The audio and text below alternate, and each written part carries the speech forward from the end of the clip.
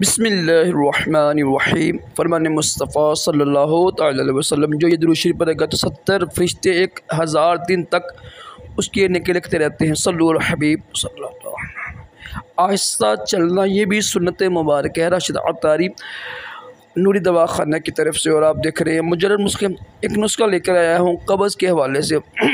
देखिए कब्ज़ जो है ना हमारी यानी अपनी गलती की वजह से कब्ज़ पैदा होती है, ठीक है।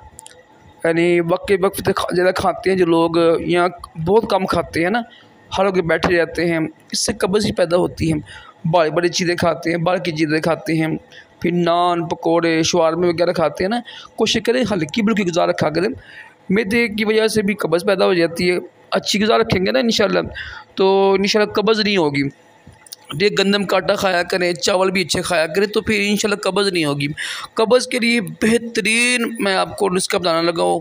तो अल्हम्दुलिल्लाह कब्ज़ के हवाले से मेरे बेशुमार नुस्खे यूट्यूब के ऊपर चैनल पर आपको पता ही है। एक वीडियो है ना यानी 80 कब्ज़ के नुस्खे और इलाज, वो भी चेक कीजिएगा। आज का जो नुस्खा बड़ा ही आसान है करना, आपने ये है कि रात को ना जिनको कब्ज़ रहती है ना, सख्त कब्ज़ रहती है, नीम गर्म दूध लेकर ना, नीम गर्म दूध में रोगरी ज़ैतून 1 चम्मच डाल के ना इसको डेली पिए। इंशाल्लाह देखेंगे कि आप सुबह उठते ही यानी उसी वक्त कब्ज़ आपको यानी जो कब्ज़ दूर हो जाएगी इंशाल्लाह। और एक और काम करें, 3 या 5 अंजीर लेके ना उसको धो लें, पानी पे धो के नहीं उसमें पानी में रख दें। आप सुबह उठ कर खाली पेट ये अंजीर खा के पानी पी रहे, इंशाल्लाह कब्ज़ का इलाज है। ये कब्ज़ का बेहतरीन इलाज है। अंजीर जो है ना, अंजीर सबसे अहम चीज़ है मैदे को साफ़ करने के लिए।